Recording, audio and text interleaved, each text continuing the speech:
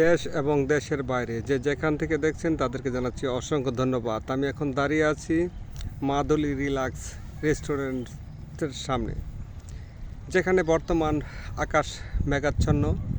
মাদুলি বন্দরের কী অবস্থা!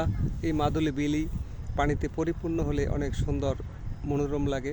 আর মাদুলি বিলে প্রচুর পরিমাণ মাছ পাওয়া যায়। বছরে একটি ধান চাষ করা হয়, পুরো মৌসুমে ইরি ধান চাষ করা হয়। এই মাদুলি বিলের মাঝখানেই তৈরি করা হয়েছে, গড়ে উঠেছে মাদুলি relax and Thai Chinese restaurant, যা অত্র কাপাসিয়া অঞ্চলের জন্য একটি খুব ভাইরাল একটি রেস্টুরেন্ট।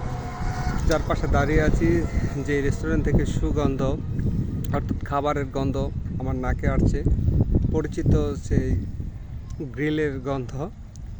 অনেক যেহেতু এখন আকাশ মেঘাচ্ছন্ন এবং বিকালবেলা, লোক তেমন নেই, তবু অনেকেই ঘুরতে এসেছে এবং এখানে খাবার উপভোগ করার জন্য এসেছে। আমিও আপনাদেরকে সেই মাদুলি বন্দরের দৃশ্য আমার মাধ্যমে আপনাদের দেখানোর চেষ্টা করেছি।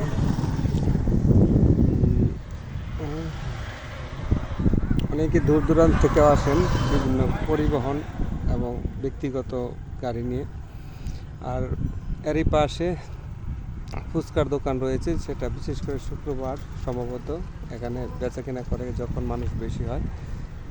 মাদুলি বন্দরের অন্যদিকের অবস্থা, মাদুলি বন্দর প্রচুর পানি থাকা সত্ত্বেও সেখানে কিছু গাছ জন্ম নিয়েছে। যেই গাছের আমি আপনাদের একটু সাপ দেখাচ্ছি, যেটা আমার খুবই, আপনারা হয়তো দেখতে পাচ্ছেন সাপটা।